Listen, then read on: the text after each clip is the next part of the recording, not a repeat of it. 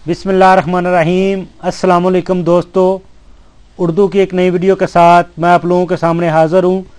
दोस्तों, आज की वीडियो में मैं आप लोगों को बताऊंगा कि अगर आपका खरूज लगा है, आपके कफ़ील ने ज़बरदस्ती आपका खरूज लगा दिया है, तो आप उसको किस तरीके से कैंसिल कर सकते हैं। हाँ, आप कैंसिल करा सकते हैं या नहीं करा सकते। और अगर आप मकतब अमल में अपने कफ़ील के ऊपर केस करना चाह रहे हैं, आप उसके खिलाफ कोई शिकायत करना चाह रहे हैं, तो उसके लिए आपको किन किन ज़रूरी चीज़ की ज़रूरत है कि आप बाद में अगर कफ़ील को पता चले कि इसने मेरे ऊपर कुछ शिकायत की है मकतब अमल में, तो आप के ख़िलाफ़ अगर वो कोई भी कार्रवाई करता है तो आप किस तरीके उससे बच सकते हैं। तो आज इन दोनों ऑप्शन के ऊपर मैं आपको मुकम्मल डिटेल से बताऊंगा। तो वीडियो स्टार्ट करने से पहले जिन दोस्तों ने अभी तक मेरा channel mix video tube subscribe नहीं किया, आपको मेरे चैनल पे एक लाल रंग का बटन नज़र आएगा, आप इसके ऊपर क्लिक करके मेरे चैनल को सब्सक्राइब कर सकते हैं।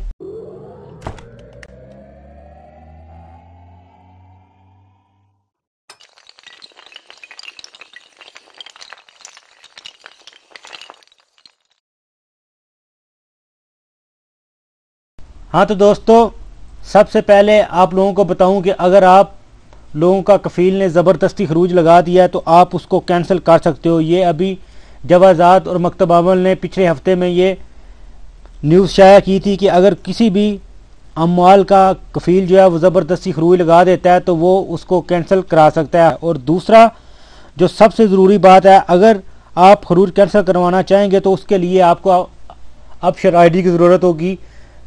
ये एक ऐसी आईडी होती है, एक याहू की या कोई भी जीमेल की आईडी होगी, इसको आपने जवाज़ात से जाकर रजिस्टर्ड कराना होता है बसमा लगा के।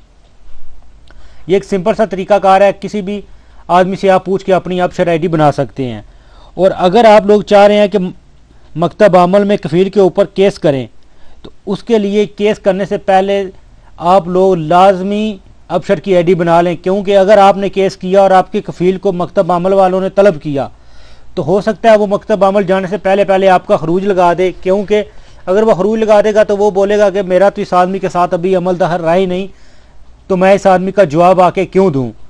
तो अगर आपकी अबशर आईडी पहले बनी होगी तो उधर सारी मालूमात होगी कि इस आदमी ने जब केस किया उससे पहले इसका खरूज नहीं लगा था। अगर वो फिर ज़बरदस्ती आपका खरूज लगाता है तो आप फिर नकल कफाला भी करा सकोगे और अपना खरूज भी कैंसिल करा सकोगे। और मकतब अमल में जो भी केस आपका चलेगा उसमें जो भी फैसला होगा आपके हक में होता है या आपके कफ़ील में के हक में होता है, जो भी फैसला होता है फिर उस पर अमल दरामद होगा।